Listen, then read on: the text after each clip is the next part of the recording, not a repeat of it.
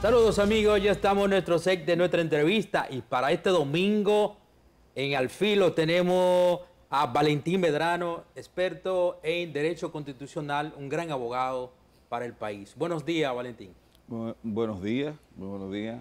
Muchísimas gracias por la oportunidad. Para mí es un honor estar aquí con ustedes, sobre todo porque este canal tiene mayor presencia en la zona del Cibao, ¿verdad? ¿Es así o me equivoco? ¿De todo el país? No, pero sobre todo el mayor nivel de afluencia se da con los cibaeños, que se identifican mucho. Entonces, se identifican mucho con el Canal 25. Y tú sabes lo que para mí significan los cibaeños, tú sabes. Entonces, para mí es un honor eso. Gracias, Valentín. Valentín, de inmediato en la sociedad dominicana se han puesto posiciones en contra y posiciones a favor, con la variación que tomó un tribunal a favor de las personas que estaban que están encartados en el proceso antipulpo. El caso del hermano del expresidente Danilo Medina. Sí.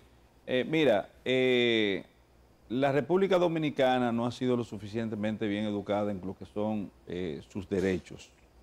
Yo recuerdo que cuando el presidente de la Cámara de Diputados lo era Abel Martínez, intentaron hacer una concienciación colectiva a partir de la etapa o la era de iniciación, la edad inicial de los ciudadanos, de los seres humanos. Entonces intentaron llevar una constitución infantil, crearla y llevarla a las escuelas, de forma tal que la persona creciera con conocimiento franco, un conocimiento más exacto de lo que son las garantías de derecho que le amparan según lo instituido por la Constitución de la República. Ese intento no llenó necesariamente, no plugó de forma tal que pudiera permear a la generalidad de la población dominicana en el conocimiento de lo que son sus garantías de derecho, sus derechos fundamentales. Y así pasa también con otros ámbitos del derecho, como pasa justamente con lo que tiene que ver con las medidas de coerción. Una medida de coerción no es más que una forma de aseguramiento de la presencialidad de la persona imputada en el proceso durante las etapas del proceso. El proceso penal tiene 5 etapas y tú tienes que garantizar, bien sea por la simple promesa que dé la persona, si se basta por sí sola, o con los mecanismos que establece la normativa procesal penal, justamente su artículo 226. Y para el ámbito de discusión de lo que son las medidas de coerción, entonces uno tiene que ir específicamente a lo instituido como exigencia para el establecimiento de la misma y para la escogencia del tipo de medida de coerción que tenga que operar en un proceso determinado con respecto a una persona determinada. Entonces es el artículo 229 que te dice a ti ahí que una persona que tiene arraigo no es susceptible de peligro de fuga y por vía de consecuencia, porque a todo esto, peligro de fuga es lo que se discute. El ámbito de discusión de la medida de coerción es peligro de fuga. Una persona que tiene suficiente arraigo, pues no reviste peligro de fuga y por vía de consecuencia, si va a estar atado al proceso, esa atadura tiene que hacerse de una forma menos drástica. La Constitución de la República, en su artículo 69, numeral 8, establece la excepcionabilidad de la prisión preventiva. Dice, oye, la prisión preventiva tú solamente puedes aplicarla cuando tú no puedas asegurar con la aplicación de las otras medidas de coerción que esa persona no va a estar o va a estar presente en los actos subsecuentes del proceso. O sea, tú aplicas prisión preventiva cuando tú estés convencido, hablo yo como magistrado, ¿verdad? El magistrado debe estar convencido de que esa persona, si tú le das, por ejemplo, una garantía económica, se va a evadir. Dice, presentación periódica, no va a asistir. El control o la vigilancia de una entidad o una persona no se va a cumplir. Entonces, cuando tú descartas todas las 6 medidas de coerción que existen en el artículo 226 y tú descartas la posibilidad de que ellas aseguren la presencialidad de ese justiciable en el proceso, pues entonces se impone como excepción la prisión preventiva, que es, reitero, la excepción, pero en la práctica se ha convertido en la regla.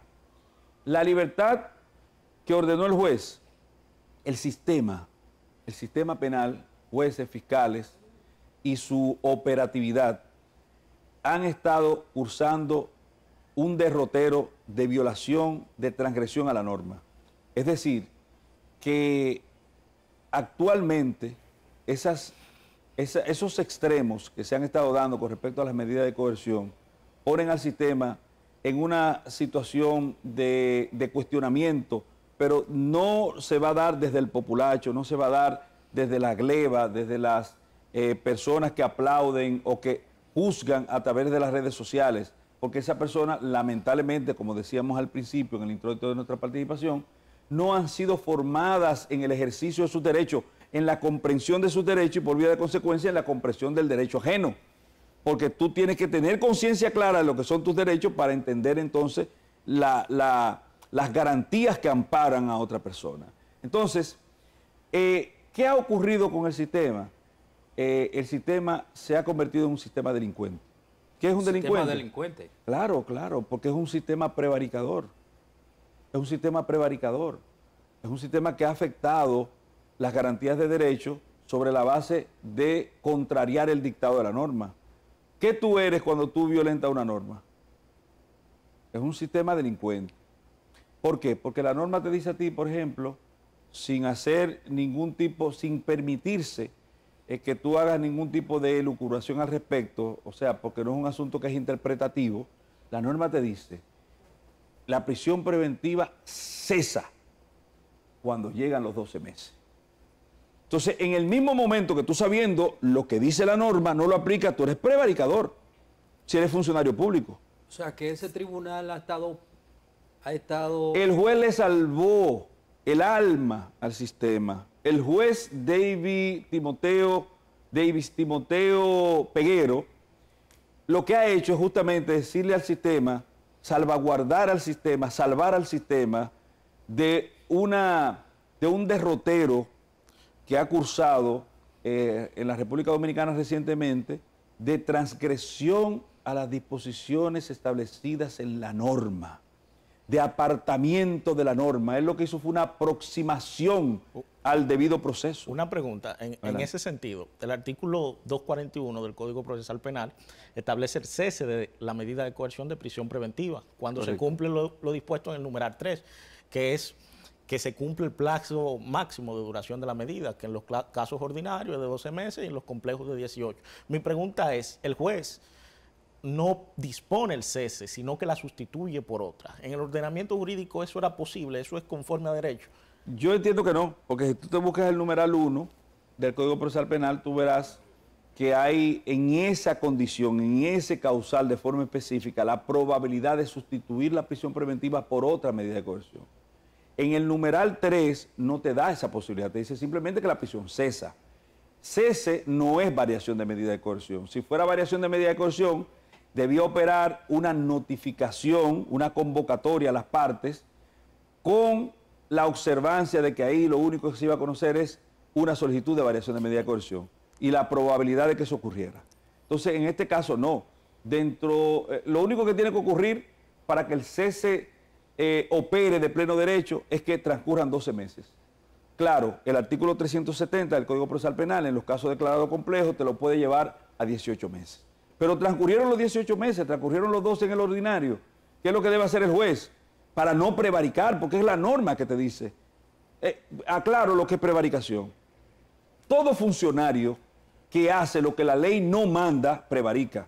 Todo funcionario que no hace lo que la ley le ordena, prevarica.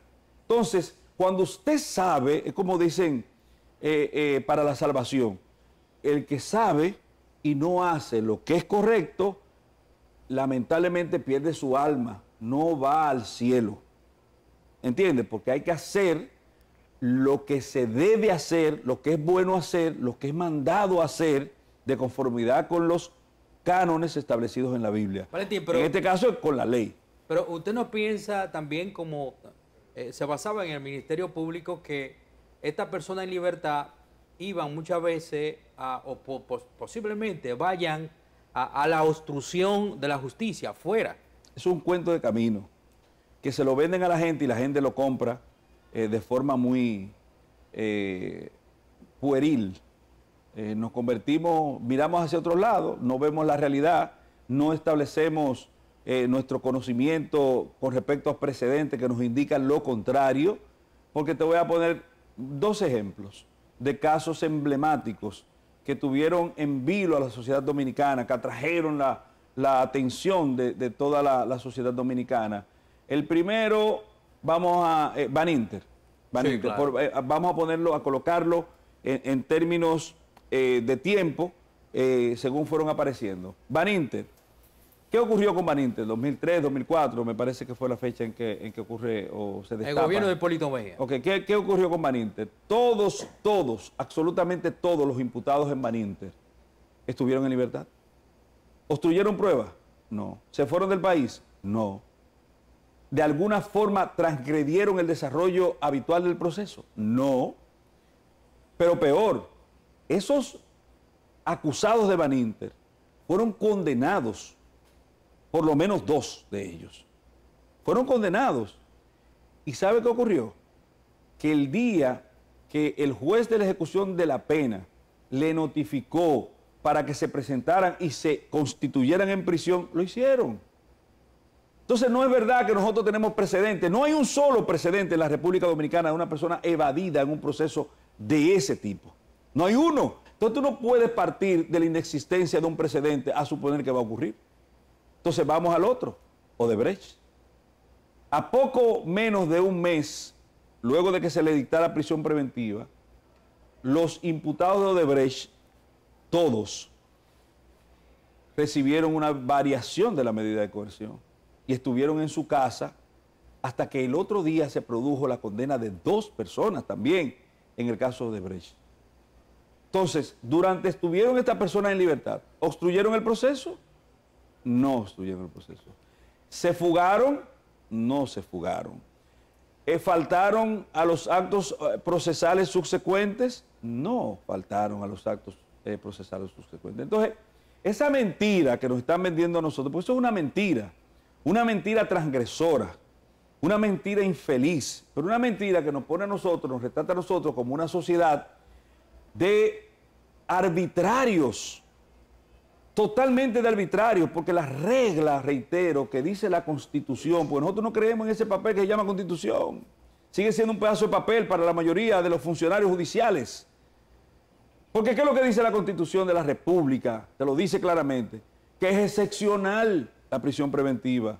Entonces, si el que aplica la norma y el que solicita la han convertido en reglas, es porque ellos no creen en la Constitución de la República. En ese sentido, yo deseo hacerle una pregunta. La misma Escuela Nacional de la Judicatura, ellos tienen un libro comentado del Código Procesal Penal, y ellos establecen en ese libro que el país está enfermo de prisión preventiva. Usted bien señala que la prisión preventiva, como bien lo establece la Constitución y el Código Procesal Penal, es un asunto de carácter totalmente excepcional. Entonces yo me pregunto, ¿es que los jueces tienen miedo de aplicar la norma? Partiendo de lo que usted ha dicho. Claro. Y si eso es por 2 principios, 2 reglas no escritas que hay que señalan que no hay proceso sin preso, y la segunda es que por trancar no votan a nadie. Me iba a adelantar y te lo iba a decir. Sí, aquí la justicia se administra sobre la base montada en el caballo del miedo, del temor. Sí hay miedo, a veces justificado. Porque fíjate el caso del juez David Timoteo Peguero, que ha hecho lo correcto, que ha obrado de conformidad con la norma, que ajustó un proceso a la constitucionalización del proceso.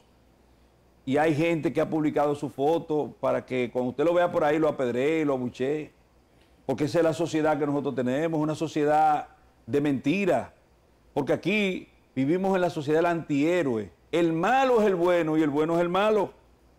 Esa es la realidad. Miedo, claro, hay miedo, porque muy probablemente a este pobre magistrado que ha hecho lo correcto, que debe ser un orgullo para su familia, para una sociedad como la nuestra, ávida de personas que hagan lo que dice la ley. Pero no queremos supuestamente que los que transgredieron la ley vayan presos. Pero deben ir preso entonces aquel cual que sea que se ponga de espaldas a la normativa. Entonces, ese muchacho, ese joven juez que debió salir toda la judicatura a defender su honra y sobre todo su actitud de interés y responsabilidad y de legalidad, lo dejan solo. Valentín, ¿usted no piensa...? Y lo cuestionan y lo mancillan y lo maltratan cuando el que ha hecho lo correcto es él. El que habla de él debería ir a cepillarse la boca por lo menos durante 15 años con agua bendita. Porque lo que quieren es que la República Dominicana se entierre en la sinrazón, en la arbitrariedad, en el abuso, en la transgresión de la norma. Porque eso es lo que tenemos aquí. Aquí nosotros tenemos unos expertos en derecho que nunca han cogido un libro de derecho. Los comunicadores, los influencers, y tú lo ves opinando, y que fulano... Pero ellos tienen sus malos favoritos. ¿Entiendes? Tienen sus malos favoritos. Entonces yo creo que nosotros no podemos hacer un tan nauseabundo servicio a nuestra institucionalidad democrática de derecho. Valentín, ¿usted no piensa que esta sociedad está ávida, tiene hambre de justicia, que muchas veces el pobre es que le aplican la justicia y a la persona de cuello blanco no se le aplica la justicia, todo se va a los procedimientos constitucionales? Pero antes de usted contestar, vamos a una pausa y regresamos en breve. Si te gustó este video, no olvides darle like, Al Filo RD, y activar las notificaciones. Recuerda seguirnos en todas nuestras redes sociales, en Facebook, YouTube e Instagram, como Al Filo.